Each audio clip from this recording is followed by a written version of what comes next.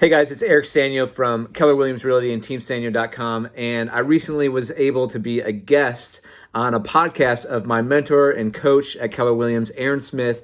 It's called the Momentum Podcast, and on it we talked about all kinds of things real estate agent related. We talked about focus and accountability and good and bad habits and lead generation, how we got started in the business, what maybe I would have done differently had I started all over again right now.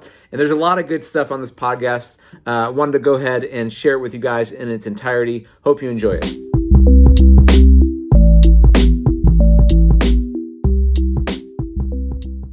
All right, we're recording. So what's up, everybody? Aaron Smith here. This is the Real Estate Momentum Podcast, and I've asked a special friend of mine who I've known for a few years now to join me because I'm a big fan of accountability and focus, because those are things that I'm working on myself a lot. And when I think of accountability and focus from the outside looking in, I think of my friend Eric Sztanyo with Team Sztanyo and Sztanyo and Sons. What's up, Eric? What's up? Thanks for having me. Yeah, man. Accountability and focus. Wow. You know, it's always fun to find out what people associate you with. You know, like you may not have thought that I felt that way about you, but Yeah, I think what I normally get in the office is like introverted jerk. That's probably what I think most people think of. well, I mean, And you and can when call it focus. you know, like you think jerk, you know, that may come with some sense of unapproachability, though. You know, like you're unapproachable because you're focused on what you're trying to do and you're trying to get things done. And you're in a real estate office, not a single person in that office is going to buy or sell a house with you. So you got to stay focused on your prospects. And it's not that you're being a jerk. I respect the fact that when you got your headphones on and you're getting things done, and at the end of the day, you're just you're grinding it out, which a lot of people don't have that sense of focus. Yeah, these are facts. When I first got started, I bought these things right here. And I couldn't afford an office rental yet, so I had to sit in the open public space. But I would walk into the office with those things and be like, "Don't mess with these people." Yeah, I those got things were your office. You know, you had those over-ear headphones, and like no that question. was your way to kind of shut the world out. That was a very cheap office space rental, like $100 or whatever on Facebook Marketplace. And correct me if I'm wrong, but haven't you gone through a couple sets of tires on those things? Yes. So you had to Yeah, order yeah. I wore the new first ones out. earpieces or something for your headphones Yep, because you wore them out. that's right. That's right. So um, yeah, man. So just kind of going from there. You seem focused in your business, and you know you got started when? When did you get rolling?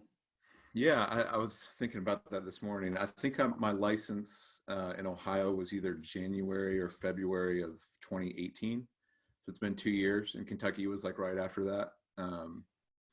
Took a And little while. that was just when you became licensed, right? I mean, you you operated a business in real estate before that, correct?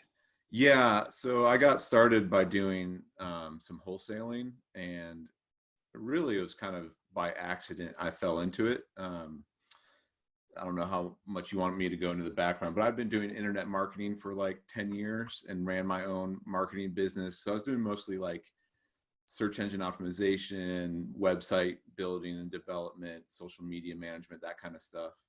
And so I was fairly comfortable with getting leads online and how that world worked. And but I was having kind of like a crisis work wise because for me, kind of the short story how I got into real estate. I have 5 kids. I've been married 14 years. We have 5 kids, which the chances of at least one of them interrupting this podcast are extremely high. So just put that out there.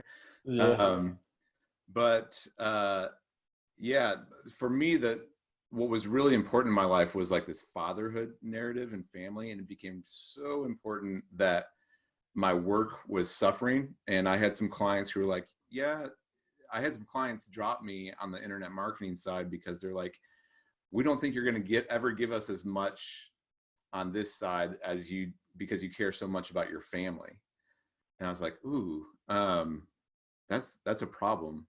And it was true. It seems like the values just weren't in alignment with that company then, right?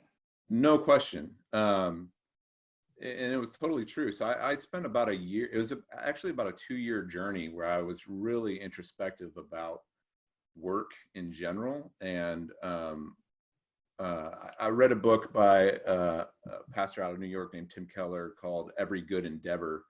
And that book really elevated work for me. Well, I should say this side in my analogy, if you're watching this, to the point where I was like, oh man, I really want to work now. I've never really had this feeling before. Everything I was doing, because out of college, I did like volunteer youth ministry for like 5 years. And once I started having a family, then I was like, oh, okay, money might help feed my kids. That could be a good thing.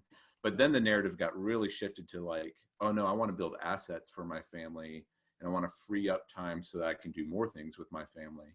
And that was a completely different shift from when I was right out of college and doing volunteer youth ministry, which did not pay the bills at all. I lived in a house with like 8 dudes. So yeah, so I made that shift. And once I realized I wanted to work, then I started asking the question, what work should I be doing? And kind of honestly, I was doing all those personality tests and strengths finders and all that.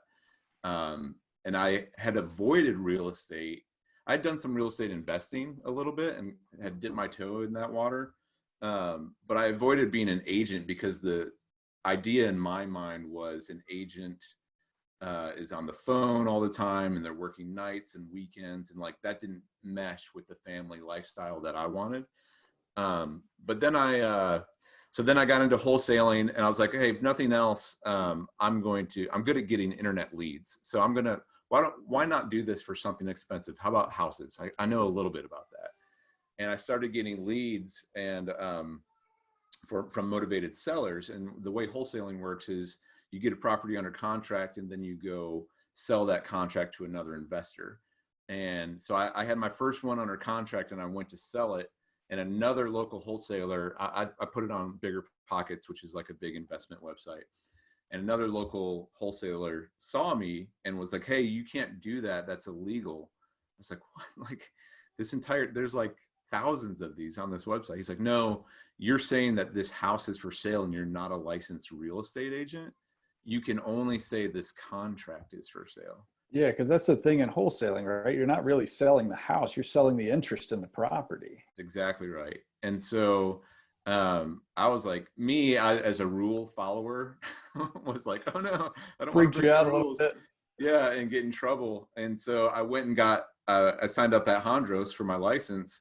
And when I opened up the first chapter of like, this is what it's like to be a real estate agent, it finally dawned on me, because everything I was reading on that list was like all these strengths finder tests and everything I was reading about myself for the past 1.5 to 2 years. I'm like, oh, this is totally what I should, like, this is me. This is what I should be doing.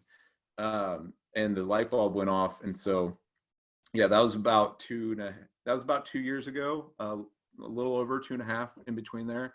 Like I was literally doing my real estate licensing while my wife in the delivery room, while my wife was giving birth to our 4th child. My goodness, this is because crazy. Yeah, the other 3 kids weren't around and I could actually do some studying. So man, well, so that kind of brings me right back to the start of this whole thing of our conversation here was, you got 5 kids, you're running a business that includes a wholesale style investment, real estate investment, and then you've got your real estate agency business, your brokerage. I mean, how do you keep focus? I mean, as an agent, and as an agent myself, I know there's so many things going on. What kind of discipline do you have to keep you on track? Yeah. Or is this just an illusion? Am I like just kind of feeling this way and it's not really the case? Well, it's honestly, it's been an ongoing experiment for me on like which lane to choose. And up until this point, I've kept both lanes open. The first year I had no money and I had zero like real estate experience. And so I was doing the wholesaling thing, and it was working. And, you know, I'd sell a contract and I'd get a few $1,000s. I'm like, oh my gosh, this is great. But then the second year in real estate, people started, like my sphere started seeing like, oh, he's been in real estate for a year and he hasn't failed. And like, so I started to get, you know, those referrals and, you know, business from friends and more of my sphere came in, and I capped in Keller Williams. And then the commission started getting real. And I was like, oh, maybe I should go down that path. And so, and then like at the end of last year, the investment side took off again. And so like, but they both feed each other, is what I've noticed. That's been really helpful. And so on the investor side and the wholesaling side, I go out when I meet with a seller. They usually find me from my We Buy Houses marketing.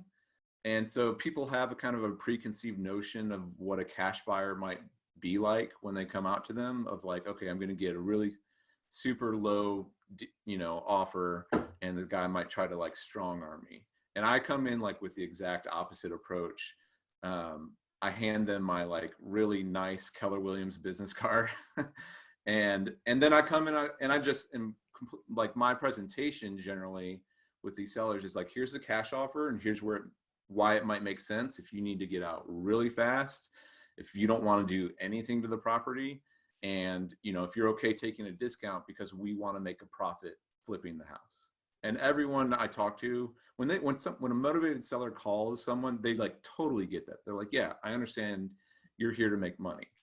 But then I also will say, okay, and if that doesn't fit for you, and I'll make some judgment calls based on what they're telling me their motivation is, what the property condition is. And then, because usually I'll bring with me comps and I'll say, or hey, you can list it on the market and it might not be top value of the market. Maybe there's still some repairs to do, but even if you list it at say like 80 or 90% of the top value, and after you pay the commissions, you might net X $1,000 more if you're willing to wait 2 more months and list the house on them. And so I give them options. I'm realizing I'm not answering your question at all about being focused. No, but I mean, and it kind of speaks to like, so this is me looking past the focus that I normally see with Eric. And it's like, there's so many things going on behind the scenes. However, sales wise, you seem focused because you work your pipeline and you focus on the people who are ready to meet today is kind of the thing. But you bring up a good point, because there's this I don't know what you call it, this environment in real estate where when you're a real estate wholesaler, people have preconceived notions of what you are. And then when you're a real estate agent, people have preconceived notions of what you are. However, when you walk in, it's almost like you're surprising people because you've got all of it. And you're like, hey, look, if your motivation is to get top dollar, I can give you some guidance on getting your house listed and selling it for the most you possibly can. If your motivation is that you don't want to do any repairs and you just want to be relieved of having this house, I can make you an offer that is fair for what I'm able to provide you. And then, you know, so you're offering options and solutions, which that's a huge value to some people depending on their situation, you know?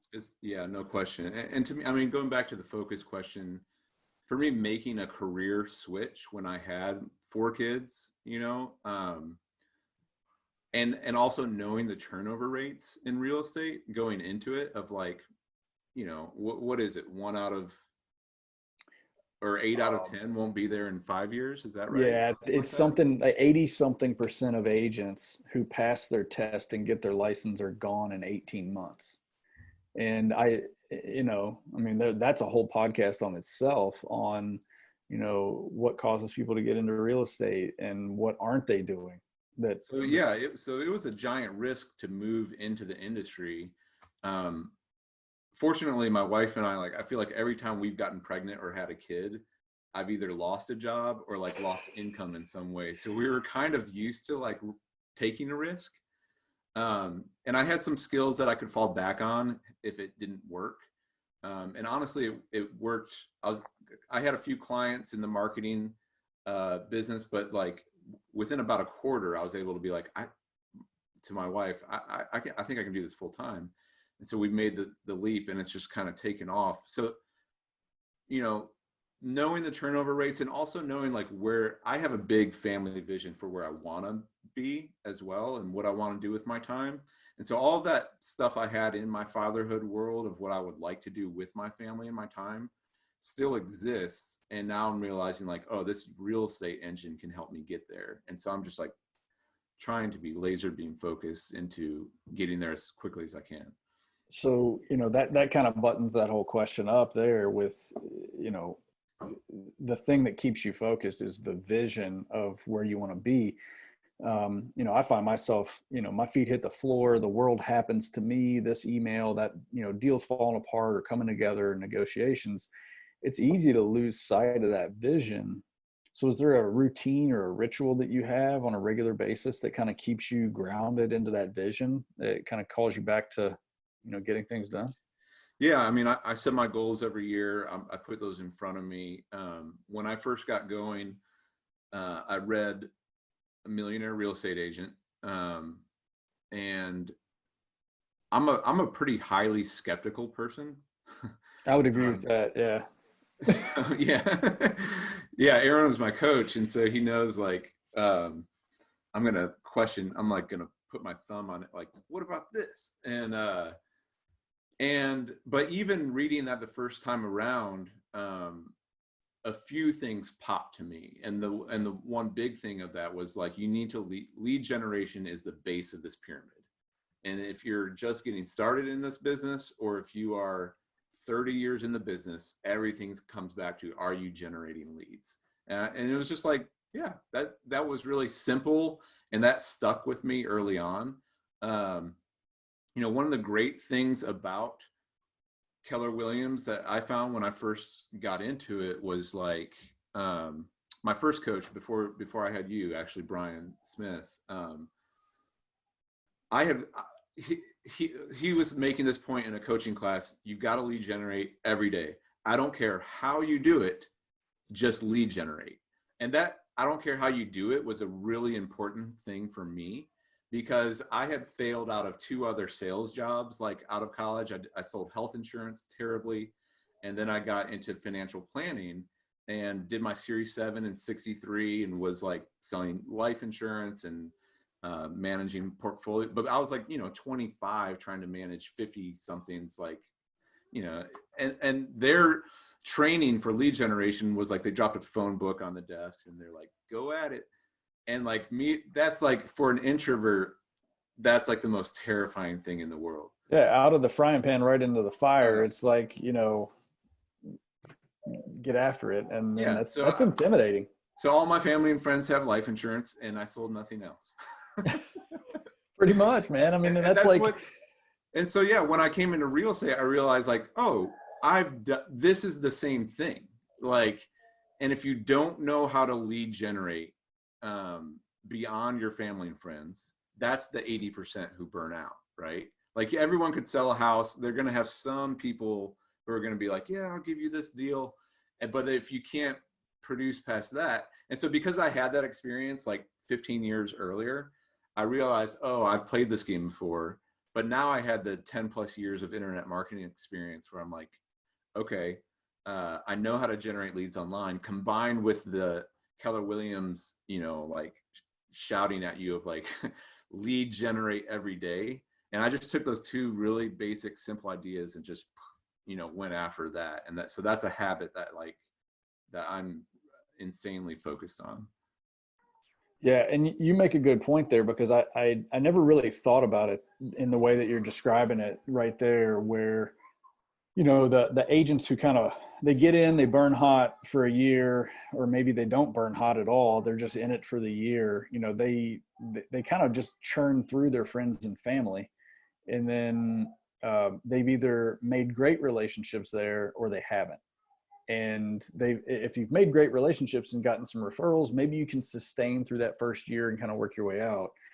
But when it comes to lead generation, like today, obviously it clicked for you early on because you had some experience. You kind of went through some times where it was like, okay, well, lead generate, here you go. And you kind of work through some bugs there. Fast forward to today, so let's say that you got started in real estate today. Well, aside from the pandemic of coronavirus and all that stuff that we're going through, let's just say, like, clean slate, you got started in real estate today. How would you have done things differently today if you could start over? Yeah, that's a good question. Can I share a few things that I feel like I did right first? And I then love it. Yeah, go for it. Because that statistic of people burning out and not making it, that was very real to me as a father of 4 at the time. It's like, this has got to work. Like, do you feel like that the fear of being one of those statistics, you feel like the fear of falling out of that moved you? No question. And I mean, even my first phone call with our market center administrator, where she was like assistant team leader, whatever her role was at the time, I was like, hey, and I knew nothing about the real estate career. And I was calling her and I was learning about it. And like, I was like, okay, if I like crush it my first year, like if I have a really good first year, how much will I make? And she said, like 35,000. I was like, what? I was like, oh my gosh, what am I doing? Like my family's going to starve. But I think, some of the things I did right when I first came in, I kind of mentioned, I had that self-employment experience already. And so I knew how to work. Like I knew how to discipline myself. I knew like how to put in a day's work, and while having freedom, I knew how to buy headphones and be like, none of these conversations in the office are going to help me make money for my family. Right. So, which for anybody listening, that is a key point right there. The fact that you can be disciplined enough to choose your conversations, because you only have 24 hours in a day. So the fact that, like, that's why I respect the headphones. Like that's your hashtag, respect the headphones, because that focus. But yeah, go on. You were talking about Yeah, well, it's 24 hours. Well, I look at some people that are like, oh, I've got 1 kid, and I'm like, or 2 kids, and I'm like, okay, yeah, that's hard. Because like I don't have the evenings, like, so when I see single people or people, married with no kids, I'm like, what are you doing? Get out there and get it done. Like you've got so much time. I've got like this window and that's it. So don't talk to me. So that was one thing, I knew how to work. I knew how to put my head down. I had some of that lead generating experience. So I put my head down on SEO and content and AdWords and some social stuff. I think that helped. I also knew early on that like I didn't know anything.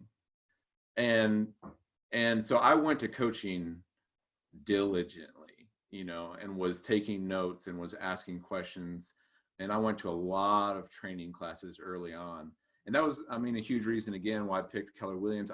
I had a friend who's an agent with another brokerage, and he was my agent. He'd been doing it 15 years. And I was like, hey, I didn't interview anywhere. I just asked my friend, I was like, if you were starting all over, where would you go? And I was like, I need to be trained because I know nothing. I had read Malcolm Gladwell's book of the like 10,000 hours thing to become an expert. Outliers. Yeah. That's a good book. So I was like, okay, this is going to take me 5 years to be any good at this. So there you go. There you go. Right on the shelf. So I was very realistic and pragmatic, I think, about like knowing that it's going to probably suck the first 2 years before I ramp up. And so I went to coaching. That was another thing. Like, I asked you questions.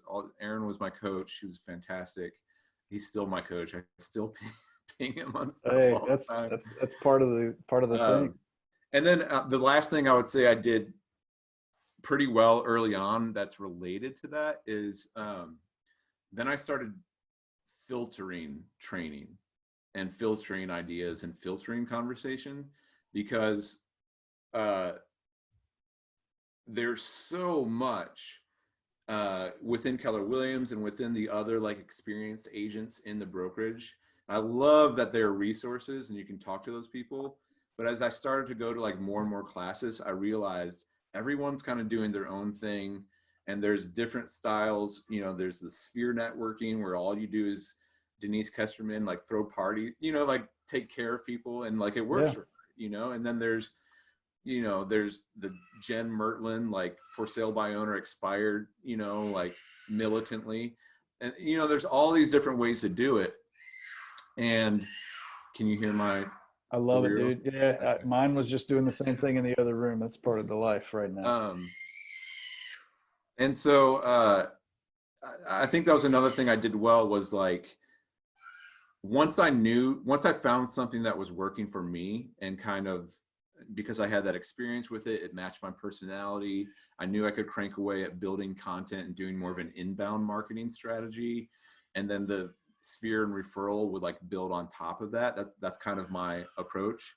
I just ran with it and stuck my head down. I kind of stopped going to like any classes that would side rail me. Is that the right word? Like derail me off of that track. Because it can be overwhelming.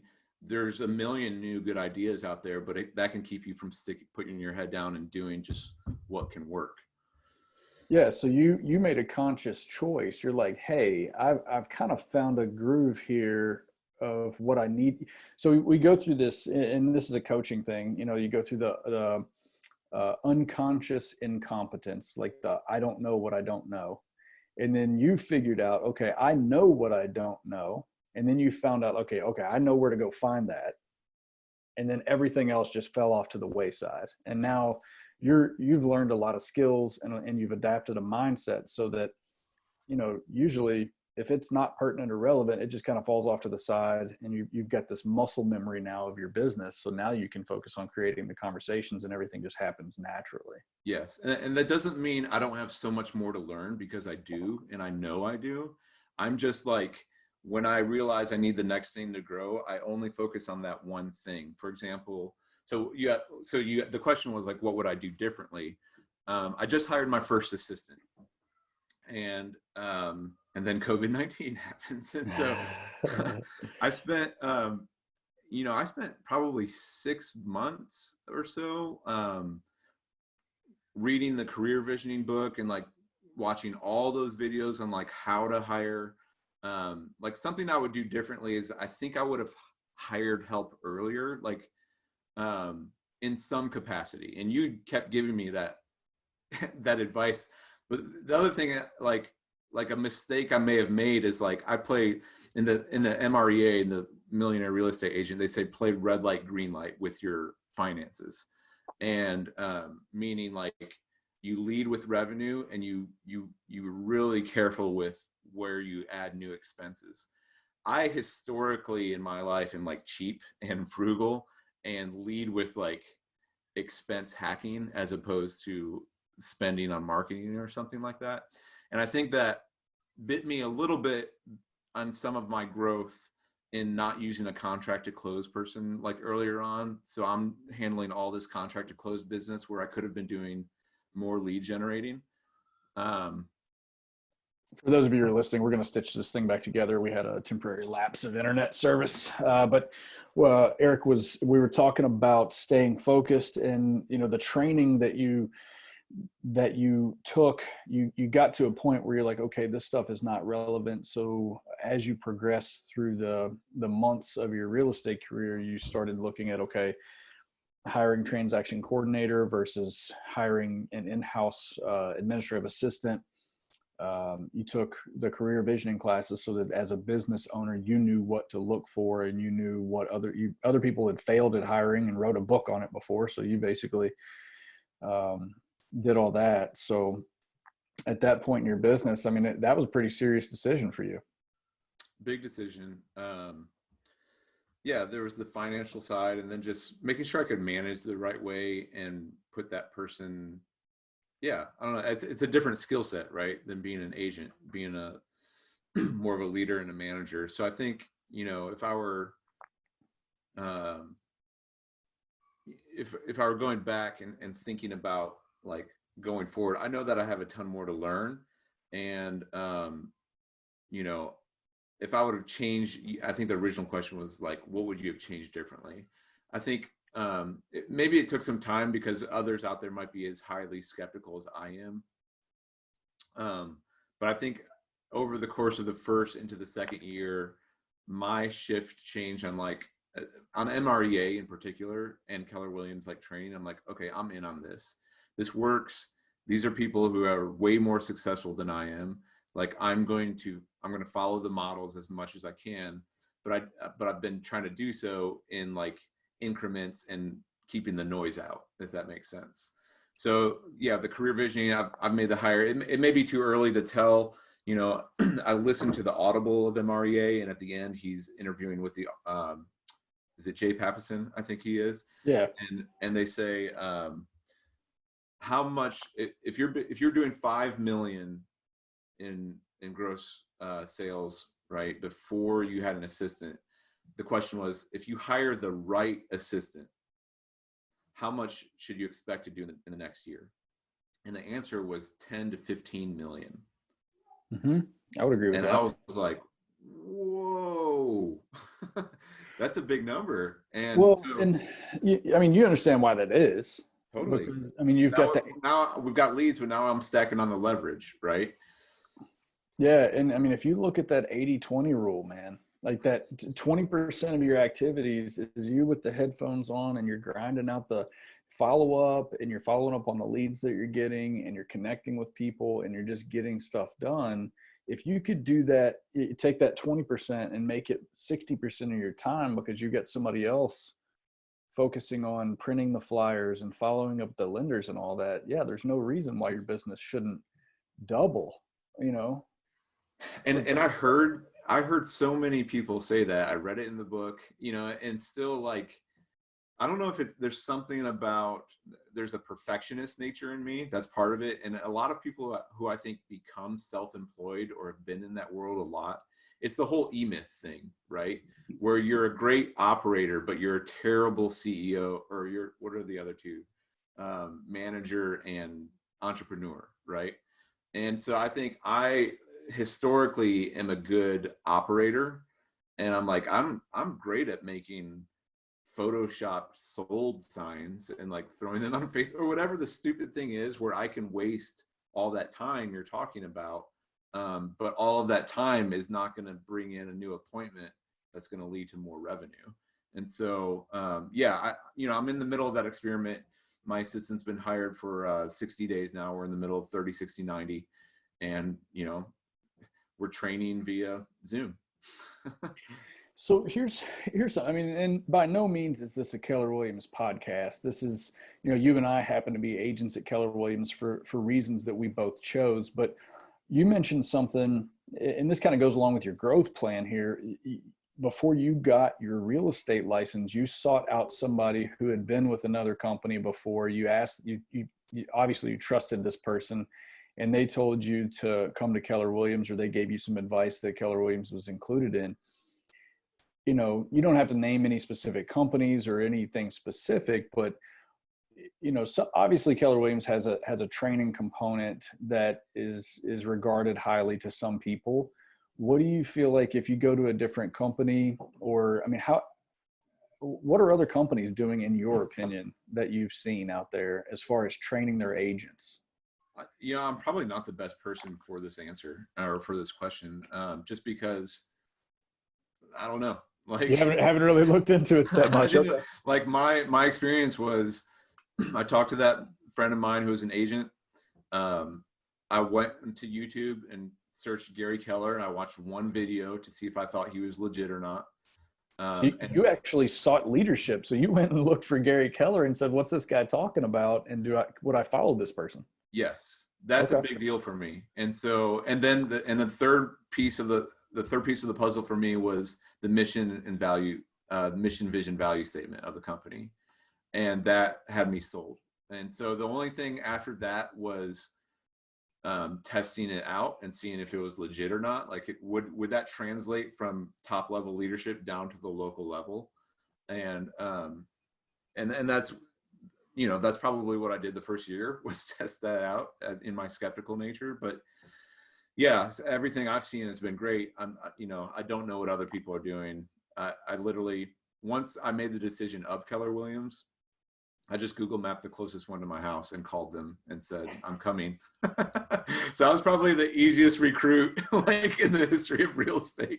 Well, and that's the thing. I mean, there's a lot of people who can really overthink that process of who do I affiliate my brokerage with. And, but there's a lot of people who could probably underthink it, like somebody told me, and this is probably quoted from somebody who's like super famous and notable for this quote, but there is no greater determiner of your success than your environment.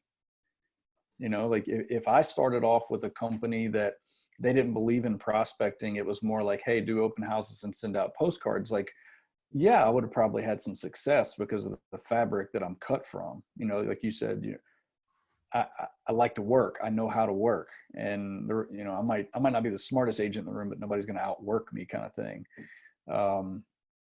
But yeah, I mean, a lot of people don't really do that homework. Like you sought out leadership and just the environment more than anything, and then you're like, okay, I'm going to get in. I know what I'm made of.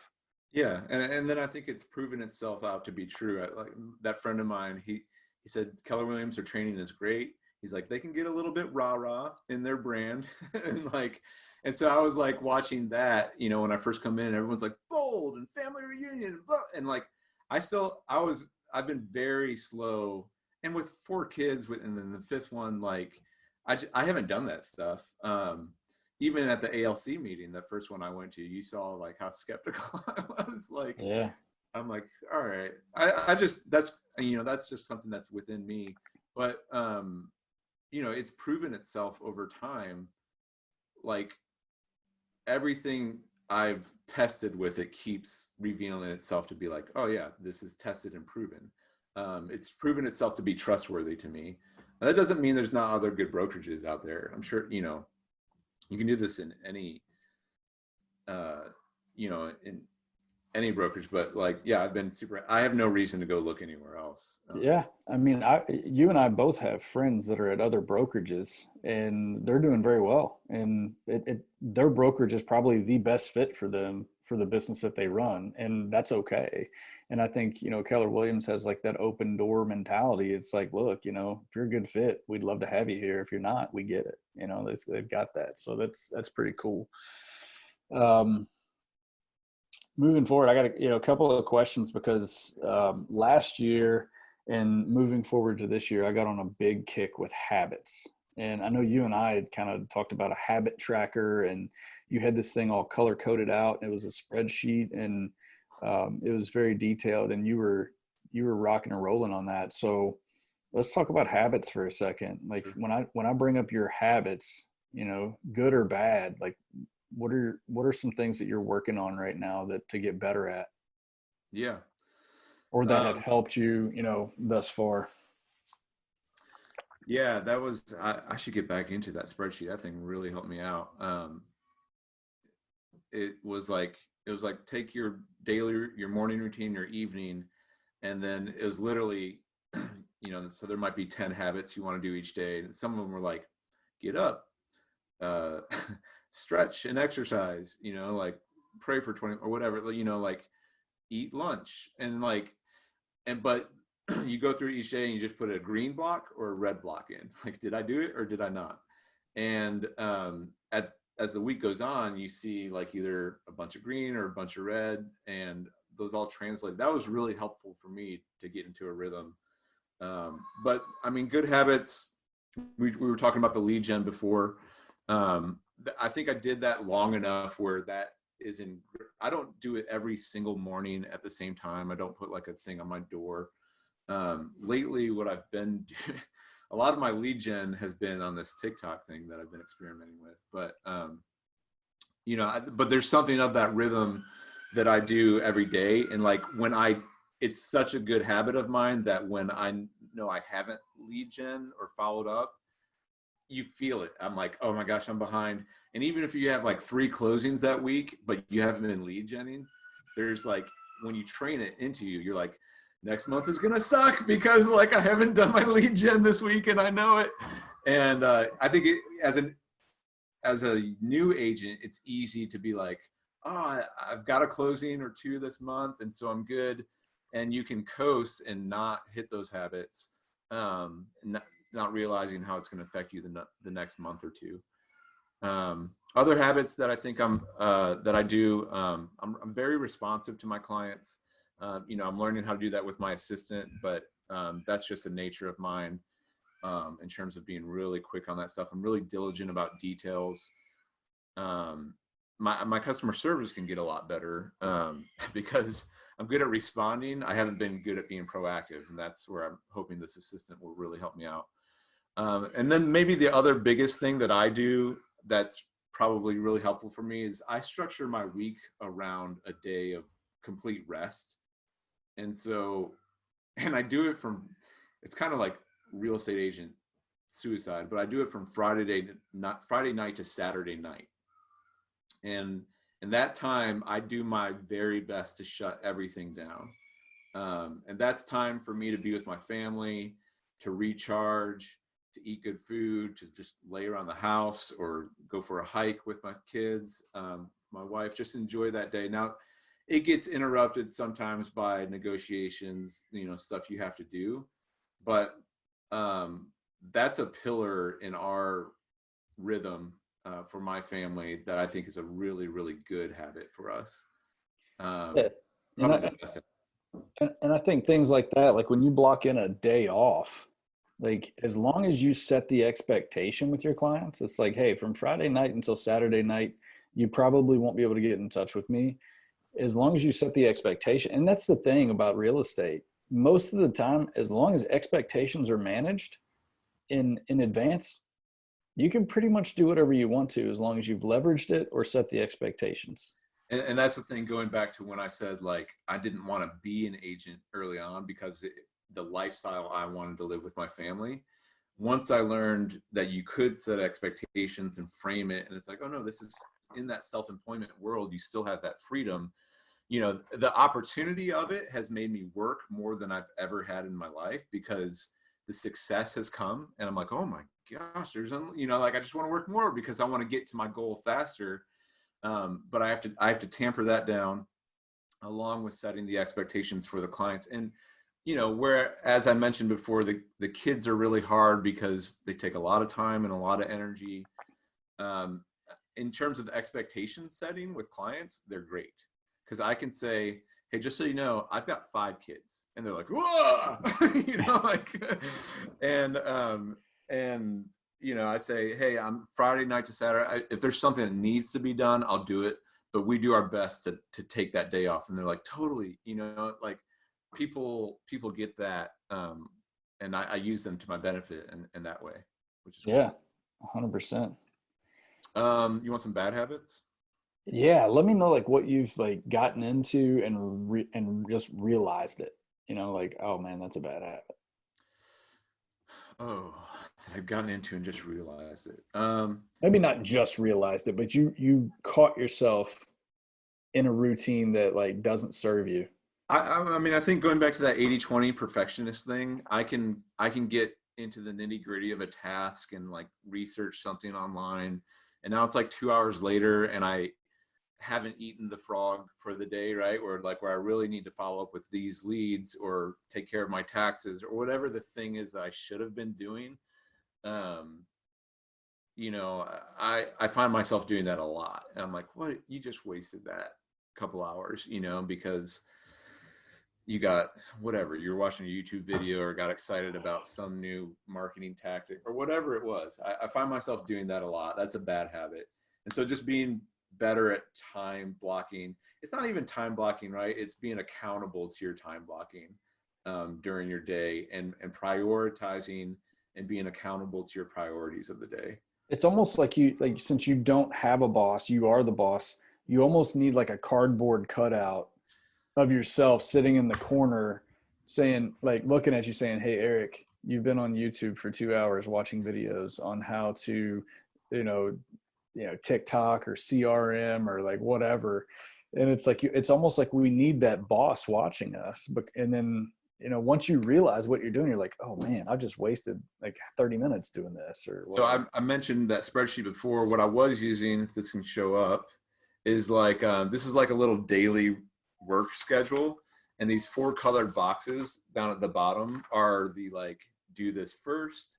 It's all the 4 quadrants of like urgent and important, less urgent but important, urgent but less important, and neither urgent nor important. Right. And that's the 7 habits of. It's the 7 habits Yeah. stuff. And so I was in a really good rhythm of kind of using that this year around, and right like first thing in my day when I sit down at my desk is, what do I need to do a day? And I just make my list, can delegate what things need to be delegated, and kind of crank that out through the day. And I still am pretty well at that. I've since moved that, since we're working more virtually with my assistant, to Trello a lot. I don't know if you've ever used Trello or not, but it's, I don't know, it's just like an organizer tool where you can move tasks around really easily. Like a project management kind of thing where activity needs to be done, you can delegate it.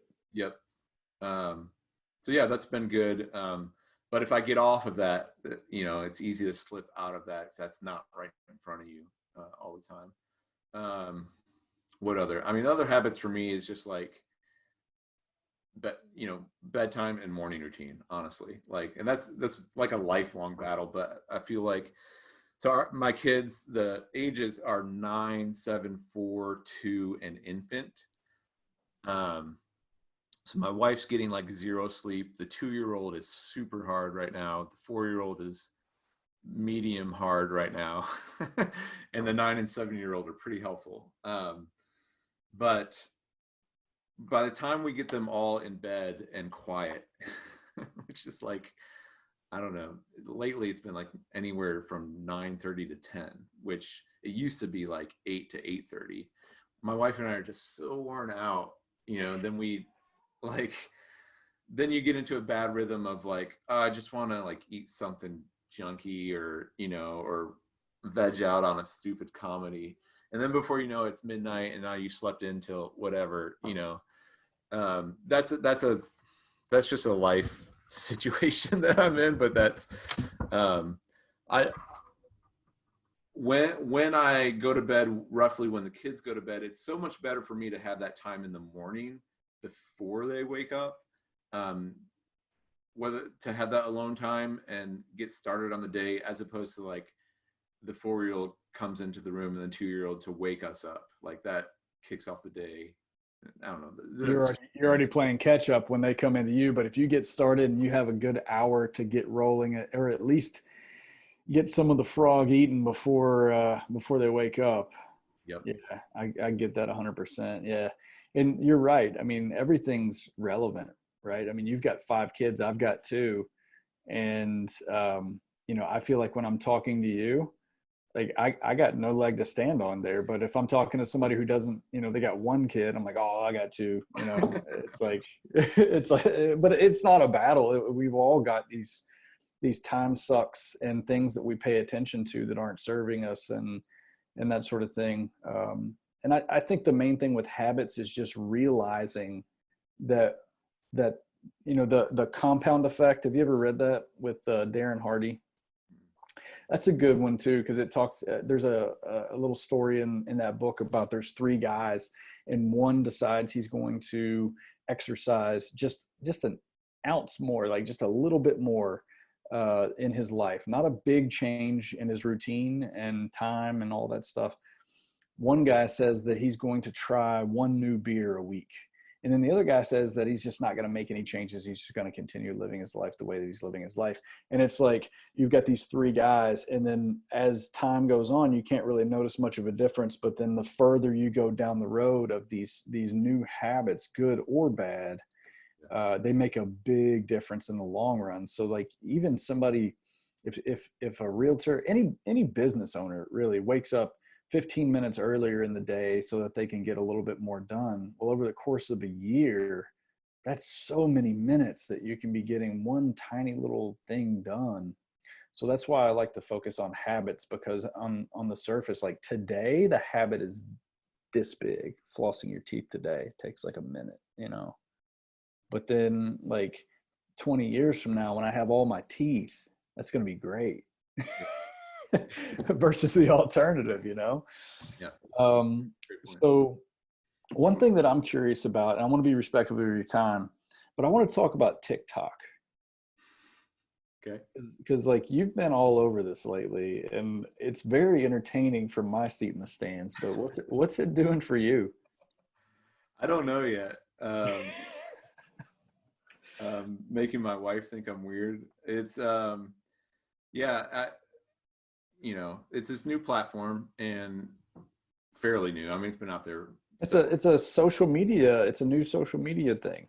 Yeah, it's a like the next gen of Vine and Snapchat, where it's kind of based on short video snippets, but it's also based on a music platform fundamentally. And so those things link, and you get, what most millennials know it as is like the app for teenagers, right? Or preteens. Yeah, the teeny boppers call it. It's their new thing, right? It's the new Totally. Snapchat. And that's still a majority of the demo skews very young. And so when people, it can be embarrassing for people to be like, I'm on TikTok, Like it's not something you brag about to your friends or no, yeah, not generally. But there's also, there's all these jokes about that now. So because of the quarantine, like all these millennials are coming on it, and the constant meme is like, move over, Gen Z, we're here to ruin it for you. And so I got on it. It's been almost 3 months now, because I watch YouTube at night a lot, and Gary Vaynerchuk is in my feed, and he just kept saying, get on TikTok, make 5 videos a day. Because what happens when there's any new social platform and they're trying to compete against the established Facebook, YouTube, Twitter, Instagram, whatever, what they're going to do early on is they've got to attract content creators. And the way they'll do that is by giving more organic reach to the early adopters than you would, let's say, if I did the same content on Instagram right now that I'm doing on TikTok. I'm going to see way more rise in TikTok right now, because TikTok's kind of rewarding these early adopters who are getting into the space. And so I got on it. It's like a big fish, small pond kind of thing, right? So absolutely. Yeah. But the pond is growing really quickly. So last I checked, they're at like 500 million users, which is like half of Instagram. It's like going super fast, and it's got so there's a lot of reach, and people are coming to, the old people are going to come, like we always ruin every social platform, Right. like, so look at Facebook now, what it was, and when did it launch, Like 05, 07. yeah, like it was just college kids, that's all it was. And now it's now it's like the grandma, like literally everybody's grandma's on Facebook. And so that's going to happen. That happens in any platform. But so I got on it because I realized, there's a land grab opportunity right now. There's a certain window in time where if I try to get in and become a leader, I've got a head start against all the other real estate content creators who might come to this platform in the coming months or year. So you're using TikTok without really clear vision on what it's going to lead to, but what you're saying is like, I'm going to pick up market share and a following here, and that following is worth something in the future, whether it's a referral business, agents follow you from outside our area and they can refer business in, or, well, I mean, what are the potential plays for that? Sure. Yeah. I think there's several potential plays, and this will get into my marketing background a little bit. So I come from the SEO world and search engine optimization, trying to rank a piece of content on Google. And the way you did that was make something really good and then try to link to it. And because that was like my roots of marketing, I kind of like was always pretty bad at social media when it kind of like rose on the scene, because I was always more about like link building and content, blog post creating, stuff like that. And then when social came and these influencers started rising on these different platforms, what you have when you have social is you can point this giant fan base to any piece of content you want, and instantly from that SEO standpoint, poof, it like rises really big, because you got all these social metrics are triggering Google's algorithm of like, oh, this must be important because now all these people are going to this thing. And I neglected that over the years. And now, I'm realizing like, oh, I've got an opportunity to build a fan base. And so to your point, how do I make money on it? I think when I first got on it, I was looking at other realtors who had maybe 20, 30, up to 50,000 followers. And I started reading their comments, and I'm like, are people and it's not just realtors. I was looking at, lenders, other professions too. And I wanted to see, are people just doing stupid comments, or are there some comments of like, that are business related? And I started to see some that were like, man, I wish you were my realtor, but I live in Georgia or Nevada or whatever. And then I would see the content creator respond like, oh, let me like DM me, I'll hook you up with a referral. And like ping, like light bulb went on for me with real estate, and with Keller Williams' great, referral network. I can reach a large audience, not only in the US, but actually international. And if someone is buying or selling, I can, if they come to me for the referral, so that's one way to make money, right? The referral. There's some local traction too, where, so I've been taking the TikTok and I've been posting it on my Facebook and Instagram stories. And now more people in my sphere than definitely in my past, by far, probably by a multiple of 2 or 3, are like, oh, I see your TikToks, I see you all the time. So I'm using it locally for my sphere, because they might not be on TikTok yet, but they are on Facebook and Instagram. And so I'm getting a lot of leads from my local sphere there. I think that's actually, while it's actually probably more revenue right now, I think it's the smallest piece of what this thing could be. So then, to your point, the third thing is building an audience, and I can do whatever I want with that audience down the road. Let's say TikTok becomes the ancient thing that's uncool. I can now, I can try to point them to whatever new platform I might take that audience to. So, but there's value in having 100,000 people who watch what you do, right? Whatever that, or however. Yeah, it gives you influence, and you've got an audience that, like, if they're watching your videos, and I've watched some of your TikTok videos where you're talking about building wealth and growing a real estate investment portfolio, and people who gravitate to that follow you. And then let's say that some other platform pops up, and you post something on that platform, and then you cross pollinate, if you will, with TikTok. Well, now they're gonna, when they join the new thing, they get to go follow you there because they've been following you for this amount of time. So and then there's traditional influencer revenue models, which is what most people trying to get on a platform how they're trying to make money, which is you make money by having a sponsor, right? Like, who's paying for advertisement, and you do some video to a sponsor. Or on TikTok itself, the way you can make revenue income is you go live, and people can actually it's kind of like a Patreon thing right on it, where they give you like points, and you can make money right on it. So there's ways, just the traditional influencer revenue models, selling advertising and that way as well, to make money on it.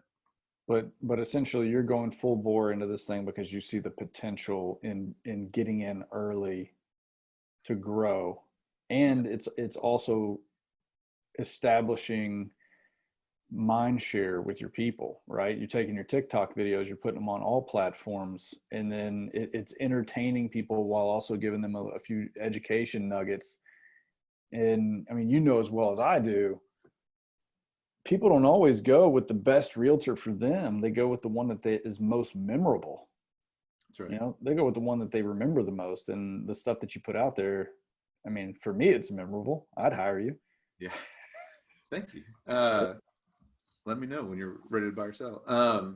So yeah, and that was one of the early things when my first read through Millionaire Real Estate Agent was that mindshare piece that really stood out to me, of like, people know 10 realtors, but they only keep 2 in their mind. And so, Yeah. So for me, I'm doing a recording like this or a video. I can do that stuff all day. Going back to some of my bad habits in the past, I would make a YouTube video and I'd spend all day on it and turn it into a blog post. And I'm spending all my time doing that. What I'm doing right now during COVID-19 is I bought a $10 Udemy iMovie training for my assistant. I said, go watch this, become an iMovie editing expert. And so she's learning how to do my blog posts, how to do social, how to edit and so right now I'm starting on TikTok, but what I'll probably do is do a longer form piece of content like this, because the amount of things we've said in this video alone is probably like 30 or 40 TikToks. Like, yeah, there's a lot of little information pieces in there. When there's 15-second clips, I mean, we've been talking for an hour, probably. I don't know how long we've been talking, but like, you know, you could take the nuggets from this thing and turn it into so much content. You just have to have the, you know, the team and the systems in place to do that. So that's the direction I'm heading with it. And I'm kind of rolling the dice with it. You know, it's not totally paying off yet, except for some local referrals, people seeing it. But yeah, I'm rolling the dice thinking like this, I think this will pay off down the road, and I'm going to grab the market share while I can. Yeah, and at the very least, it's ROI net positive right now with the little, you know, the referrals and the stuff that you've gotten. You know, if it leads to something crazy big, even better, you know. Right. Yep. So wrapping up, you know, just kind of want to get to know you a little bit better with this question. What's the next 20 years going to look like for you? Where do you see yourself in 20 years? What are you building? Yeah. Well, so in 20 years, I had to write down the ages here. I'll be 58. I'm 38 right now. My wife will be 54. My kids will be 29, 27, 24, 22, and 20. So a big thing, the big goal I'm shooting for right now, like my vision of a life well lived is that when I am a grandpa and maybe even a great grandpa, I'm sitting around my dining room table. It's a big table, and all of my kids and their kids are around it as well. Like that's what I'm aiming for. So, you know, family wise, at that point in time, well, business wise, my goal is that I've built enough assets up on the investing side that it's supporting the lifestyle I want to live. Like the assets themselves are kicking off the income, as opposed to me being in the self-employed quadrant and I have to go hunt for every little piece of income that's out there right now. So I'm aiming really, you know, I'm really focused on generating assets that will produce their own income. Most of that's going to be in real estate. And then on the real estate side, I could see myself actually still doing this in 20 years. I like this work so much. Like that 2-year time spent of like trying to find the right work, like when it came, I was like, whoa. It's the first time in my life where I've always seen or heard stories or TV shows where the dad or the husband like works so much and neglects the family. And it was the first time in my life where I'm like, I could see that happening because I actually like this so much. Mm-hmm. And that's a real gift. Like because I spent 10 years not having that, I'm very thankful and very grateful for that. And so I could see myself in 20 years climbing this, you know, 7th level MREA thing here and kind of managing on top of the team. I would love to work with my kids. That's a big goal of mine. And one of the reasons originally why I really liked real estate and still do is that it's so broad that I could have a kid who wants to be an agent on the team, or I could have a kid who wants to flip houses and swing a hammer, or be an accountant, or be my TikTok. Like, I could take over my TikTok down the road. I don't know, but I want to be able to give my kids that choice. Like, I don't want to force them, but I would love to work with my kids. And a vision of mine is like, I think most people think with their kids, you raise them till they're 18 and they're off to go start their new family. a shift that happened in me several years back was like, no, I'm part of a really big family line, and it's going to keep going multi-generationally. And so I don't want to send my kids off. I don't believe in the narrative, and I don't believe the narrative is best that we all have our own independent stories. I think we're part of a bigger story. And so this is getting a little bit more philosophical. I love it. Yeah. You know, yeah, a big vision of mine is like, so my goal at that point in life, when my kids are in their early 20s, I want to be a grandpa and they're having all these little toddlers running around, or they're starting. I want to have time to help them with that, because I know we have both of our grandparents around, and like, what a blessing it's been to have them help as we're in the young family stage. And then as they grow into their 30s and 40s, and I'm probably dialing down my like work energy and efforts, but I'm rising up in more of like an advisor counselor role. Like, I want to be into my 60s, 70s, 80s, partnering with my kids in their businesses. And so that's where it's going. That's where it's all going. That's good stuff, man. And you know, I've learned a lot. I mean, you call me the coach, but I think at one point, what Gary Keller even says in his book, if I've come, what's he say about the thing? Because I've stood on the shoulders of giants. I forget the quote, but if I can see far enough, it's because I've stood on the shoulders of giants. And it's just, you know, you can't get to a certain level without helping other people get there. And when I look back at my short coaching career that I've had thus far, you know, I think there's a lot of people who get it.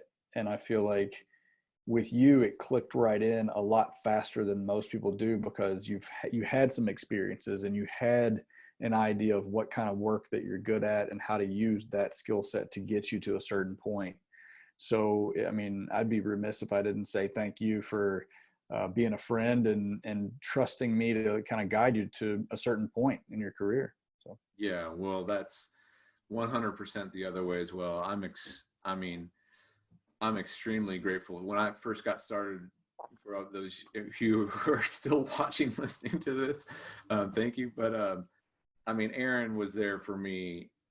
I had so many questions, because you just don't know what you don't know when you're getting. you had a ton of questions, and they were threefold. They would kind of go down in there, but they were for your reasons, and it helped you move forward, you know? Yeah. Well, you were, I mean, to your credit, and when I mentioned like I'm testing out Keller Williams and are these people for real, like I feel like you've embodied that generous, like, this is a place where we help other people in the office. And even when I get into moments of like, I should just be selfish and not help that person, or just take this thing for myself, I feel like you have such an abundance mentality when it comes to not only training, but like, I mean, even that deal the other day that you called me up, you know, like, that's such a respectful thing to have.